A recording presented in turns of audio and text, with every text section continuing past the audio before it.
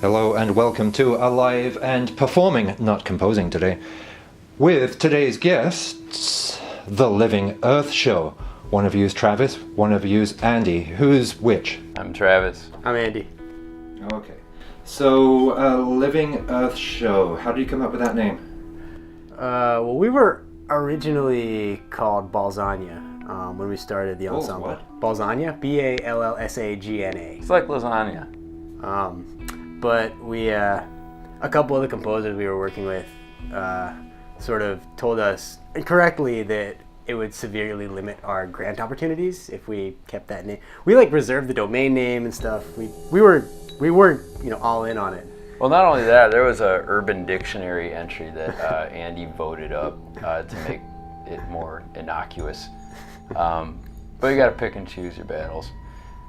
More to the point is that one of the few areas initially that we found just in pop cultural common ground was the band Ween, which we liked quite a bit. And that's a lyric from a Ween song.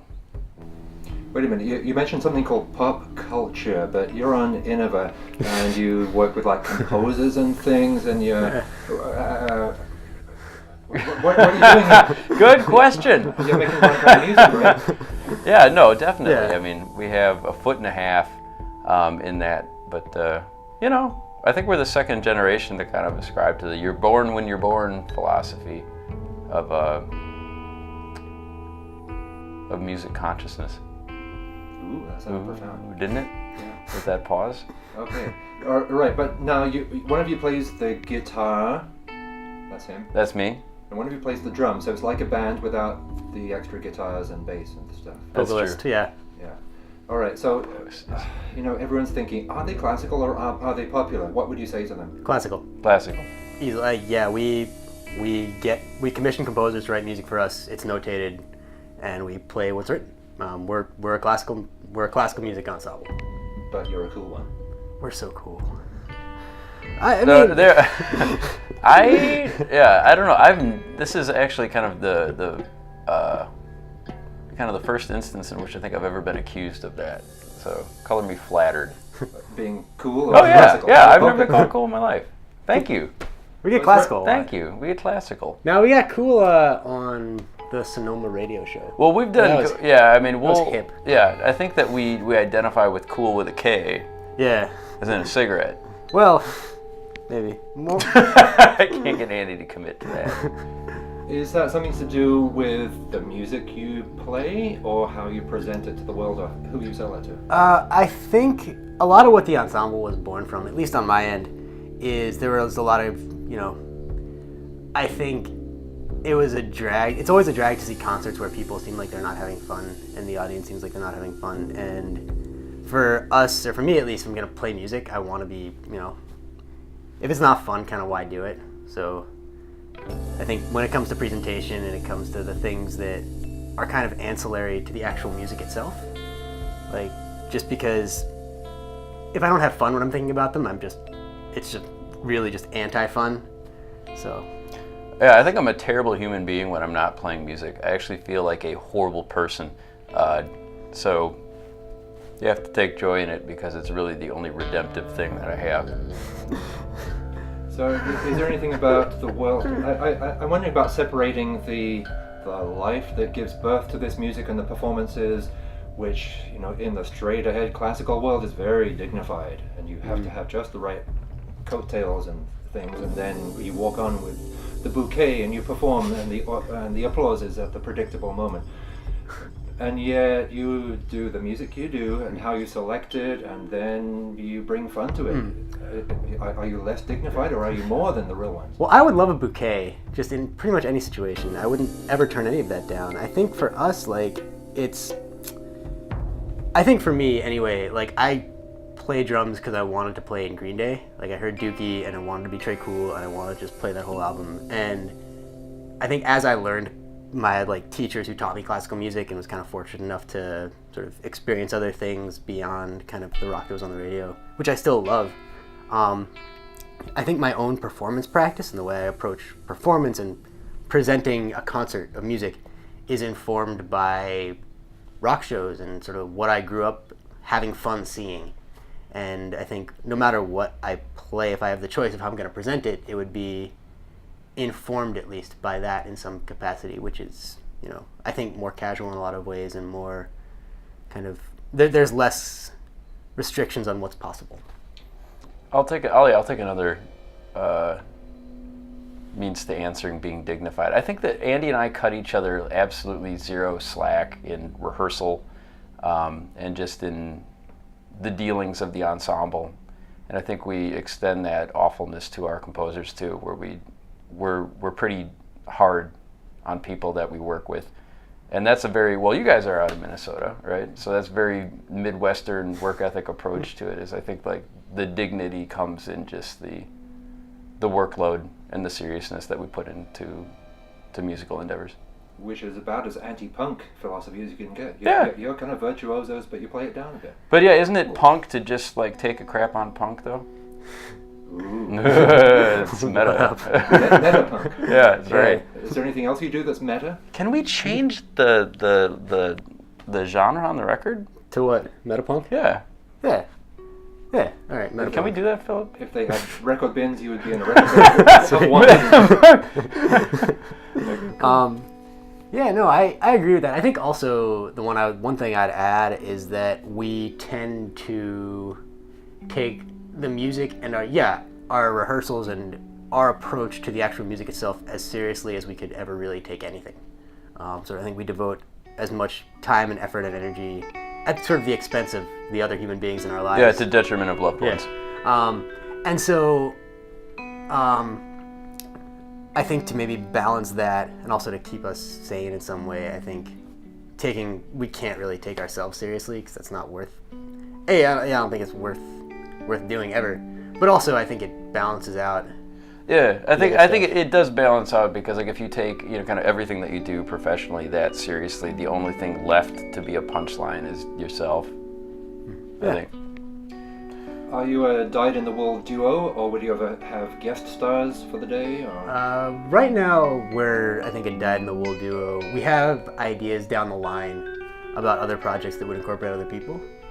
But for now, for just touring purposes and I guess for like portability and splitting of the door purposes, it's nice to just have two of us. Yeah, and the genesis of the ensemble, it was important just for survivability to be a small ensemble, and I was happy with kind of the way that it panned out because the kind of instrumental music that I care the most about are drum and guitar music. And how did you find each other? Was there like an electric spark when you played something, or you walked into a room? It was we went to the same conservatory, which was the San Francisco Conservatory of Music, and we actually didn't play together whilst in graduate school. But afterwards when we were looking for projects, it coalesced, and it's been really good. How do you pick the composers that you work with or commission? I think so. A couple different ways. One is the way we started. Our first commission was Sam Adams, the two pieces that are actually on this record, and he was kind of generous enough to write for us. And what we started doing is we ask all the composers when we work with them, what do you like? Who you been listening to? And then through Sam, and Bang on a Can are our two kind of generative places where we've gotten most of our rep to this point. So, like, we ask Sam, like, who are you into? He said, oh, this guy Adrian Knight, you gotta check him out. And then from Adrian, like Chris Cerrone, and then I met Timo at Bang on a Can.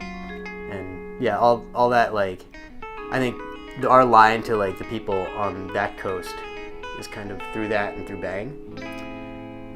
And then also, I think we do spend a tremendous amount of time and energy listening to things and trying to find things and trying to not be as open-minded to weird things as possible and try to like a lot of stuff. And strangely, most of the nutso stuff that we do, particularly the quarter-tonal music, is Bay Area, or is very Bay Area-centric. That's fun. I don't know what it is. Yeah, that's the... we also, we got this Fernie Ho piece that's not on the record, but we have videos of it. And that we just, when we were researching rep for guitar percussion, that was one that we saw and kind of made us angry that someone else had played this piece before us. So it never been played in the States. It was this insanely good group, Asamisa Masa. They're great. Insane. They're the coolest thing. They're in Norway. They're just, the most amazing chamber ensemble I know of. But they commissioned this piece and it had never been played in the States. So we got these instruments built, and then there were a bunch of people who were interested in writing for that, namely Ken Ueno and Luciano Kessa. And so we have that kind of weird strain of things. Is there a gestation process when composers want to work with you, where they come and improvise along, or they see what you can do? Or Yeah. takes Yeah, time? it's longer. I'd say that it's longer than a typical ensembles. Is that since Andy and I just dedicate all the hours that we can and have to doing this, we don't really have to worry about paid rehearsals and reimbursement. We kind of just see profits on shows and kind of what else we're able to sell. We still need to get good T-shirts. So we're able to rehearse more, and we do rehearse more, and then we put a lot of that energy into memorization and internalizing music. And when we work with composers, we have, I think, a longer turnaround time for revisions, or we're pretty generous with that, where we allow people, I think, within reason, to change composition from performance to performance. And we try to give our composers as many performances as possible, or we kind of rebel against one and done. Yeah, that's the worst. Though I think also, I guess the gestation period on the composer's end, just because by nature of our instrumentation, we are literally every sound you can think of. Like between electronic sounds, percussion, and then processed guitar, like it's any sound. So I think it requires, just it's so open-ended, a lot of time for the composers to both just sort of play with our rig and see what we got. And I know for Ken's piece, we just gave him a key to our practice room, and just he could come in whenever and bang on the instruments and utilize whatever he found. And it made for a really cool setup. I think it did, yeah. He used a lot. I mean, he did a really cool thing with that, just to go off on that piece for 30 seconds, which is called Pork Roll, Egg and Cheese on a Kaiser Bun.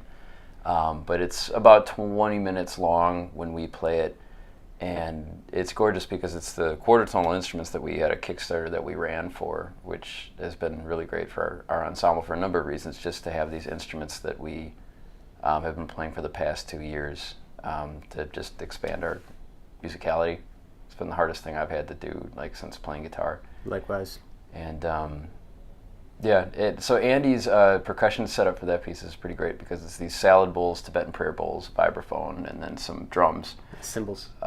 Which, kind of eerily has been this modular setup that Andy's been using. That's just been growing since we started playing tension studies, which were the first and last track on the record with Innova.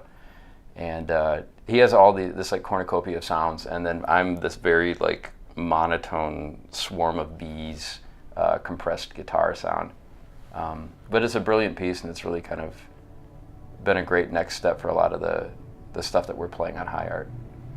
High Art, what is that? Is it is it elitist? Is it music for doobies? It is music for doobies. I think that it's elitist too. Yeah. So yes to both of those. Yeah, 5 stoner jams submitted for your approval. Yeah, I mean it's. I think it was cohesive as a record in a lot of kind of surprising ways for us. Sam, Timo, and Adrian are interesting. We play those regularly live together, back to back to back, just because they're all they spend a lot of schooling together, and then they listen to each other, and those pieces have a lot in common. Chris Cerrone has a piece that we usually throw in that set as well that's not on this record, but those 4 guys are, it's cool to watch kind of how kind of, especially those composers who are listening to each other and then also have their own incredible things that they do, can kind of create something that's kind of a unified thing for us to play. Yeah. And then John Russell is the only one who's on that record, who's a little bit of an outlier of that particular scene, but. And I am so incredibly proud to have that on the record. I think we just got a review that really warmed my heart, and it referred to that track on the record as the Joker in the deck. Yeah. And I was so happy to have that. But just for kind of diversity of what we do on the record, since this is our debut, I'm really happy to have that. And then the other piece of those 5 that isn't in the regular rotation is the second tension study, which is, the recording is extremely important for Andy and I to have, because it's difficult for us to play live because an alm blocking isn't in the budget. Those are so expensive. And it's one of our favorite pieces too. We just think that it's gorgeous. Like having some sort of recorded document of it is great, just for our own listening pleasure. And enough time has passed, like since we've been able to do it live, that I can just enjoy it as a listener. And I typically judge records by the last track. What are you hoping to achieve by putting out an album? That is a great question. A document. A document is we're one. scrapbooking our lives. Yeah, it's easier than a blog. It's easier than a blog or a Tumblr. I can't figure out that Tumblr thing. Well, I can start, I guess. Like, I think the album as a document in a particular form of consuming music is an important one for me. And I'm sure I know that's rapidly changing. But, as someone who kind of grew up with CDs, it's important to me as a consumer of music to at least be able to consume music that way and have 45 minutes to an hour, just be able to put it on and sort of start to finish have a cohesive, coherent listening experience, and to be able to, as a group, offer that is important to me. If just from a personal satisfaction or existentialist standpoint, I would put out a record every year of my life if I could. What I think is important about this particular record to me, this is personal too, I don't know that 14-year-old me would have freaked out about this record, but I think 19-year-old me would have flipped out about it. But it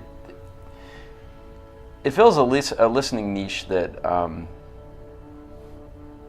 that doesn't exist, I think, like for me, or at least just for the things that pass through my listening consciousness. So I'm glad to have produced it, and I'm really proud of all the composers and the myriad recording studios that we did it in to realize it. But I think it's beautiful music, and it's for an instrumentation that I think matters. It's a great project. Andy and Travis, thank you very much. Thank you very much. Thank you for having us in your hotel room.